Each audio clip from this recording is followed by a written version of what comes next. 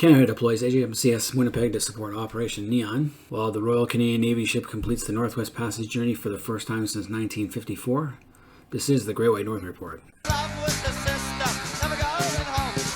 The Royal Canadian Navy has deployed its Halifax-class frigate HMCS Winnipeg to support Operation Neon in the East China Sea region.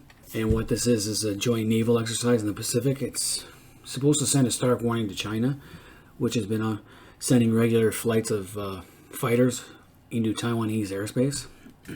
This is also ahead of a China-U.S. talks, as well as Taiwanese elections that are coming up. China is ramping up the pressure on the island. So the frigate, along with its embarked CH-148 Cyclone helicopter, will carry out its mission through October and November this year. So it's on a 2-month deployment overseas in the Pacific. Also, we're going to have an Air Force detachment from 405 Long Range Patrol Squadron based at a 14-wing Greenwood, Nova Scotia, to support the mission. And the idea is to work with our partners, our allies in the region, so the United States, the UK, and the Australians. Now, I for one see this as a good thing to give our Navy valuable experience.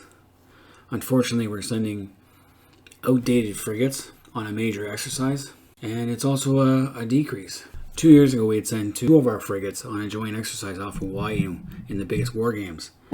We didn't have any submarines to send at that time because they were all in dry dock getting fixed and upgraded. So this is definitely a downgrade. But Canada does join 17 ships from 6 different countries that are sending an unmistakable message to China. These are going down the Taiwanese Strait in a show of force. And the HMCS Winnipeg is part of the United Kingdom Carrier Strike Group 21. It's on a 1-day exercise as a demonstration of solidarity and how Western allies can work seamlessly together.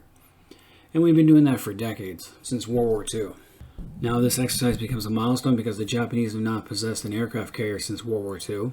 Last weekend saw a U.S. fighter land and take off from the helicopter carrier JS Izumo, making it a de facto fixed-wing aircraft carrier.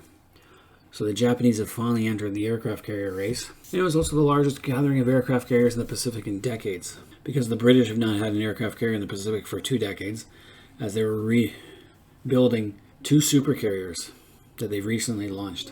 And Canada hasn't had an aircraft carrier since the 70s when Pierre Elliott Trudeau got rid of the Bonnie Venture. So our frigate was basically edged in beside and escorting the HMS Queen Elizabeth, the Royal Navy's newest aircraft carrier, which is on world tour. And we're just showing our support, basically, for Taiwan, because China is becoming increasingly belligerent in the East China Sea. Last month also marked the first time a Royal Canadian Navy ship completed the Northwest Passage since 1954. That's amazing. I didn't even know that. I always thought we could operate in the Arctic. It traveled on the same route as the ill-fated Franklin expedition 175 years ago. Now, we do have ships that operate in the Arctic, but they don't stay all year round. Why? Because there's no icebreaker. And for a country like ours that has a large portion of Arctic property, that's pretty embarrassing, actually.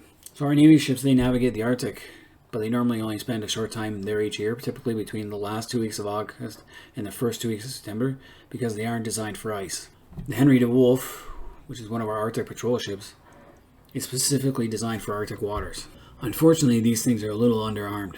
Their armament isn't that great, but they do represent a different show of force, and they're designed to operate anywhere in the world. So it's a multi-purpose vessel. So it's good to see the Canadian Navy finally have something up there, something that's designed for it. And we're soon to get a second one. It's the second new Arctic and offshore patrol ship delivered to Canada. The HMCS Margaret Brooke has already been moved from the Bedford Basin and is currently undergoing sea trials. This will be the second of 6 new patrol ships being built for the Royal Canadian Navy. They're all going to be Arctic ships, and that gives us a strong show of force in a region where we have nothing. Now, the Margaret Brooke's not going to be commissioned until 2022, but it is a step in the right direction, and they're already starting to build a 3rd ship. So that's positive news for the Royal Canadian Navy. What we do need, though, is we need new frigates, and we also need to replace our submarines, as they're way past their expiration date. In other words, they're obsolete. Now, I believe that we should be going with nuclear submarines, but the Canadian Navy is going to retrofit the existing Victoria-class submarines to expand their life to 2035, which means to be 35-year-old subs before we get rid of them. So let's hope everything goes smoothly, and for the HMCS Winnipeg and its crew, and then nothing major happens. But let this be a warning that we no longer have the capability to project power overseas. One frigate isn't going to scare anyone. It would have been better if we had our own little task force to send over.